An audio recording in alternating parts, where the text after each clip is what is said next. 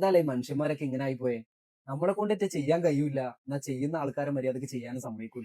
റീച്ചിന് വേണ്ടി വരുമാനത്തിന് വേണ്ടി ആണെങ്കിലും അവര് ചെയ്തോട്ടേന്ന്. നല്ല കാര്യല്ലേ ചെയ്യുന്നത്. അല്ലെങ്കിൽ ഒരു വീട് നല്ലൊരു സെറ്റപ്പ് ചെയ്തു കൊടുക്കുക. അവർക്ക് സന്തോഷത്തോടു കൂടെ ഒരു ദിവസാണെങ്കിൽ ഒരു ദിവസം അന്തി ഉറങ്ങാനുള്ള വഴി അവര് ഉണ്ടാക്കി കൊടുക്കുന്നില്ലേ? ഒട്ടുമിക്ക ഒത്തിരി ആൾക്കാർക്ക് അവര് ചെയ്തു കൊടുത്തിട്ട് എന്തെങ്കിലും ഒരു വാക്കുകൾ ചിലപ്പോൾ തെറ്റിപ്പോയിട്ടുണ്ടാവും. നമ്മളൊക്കെ മനുഷ്യന്മാരല്ലേ?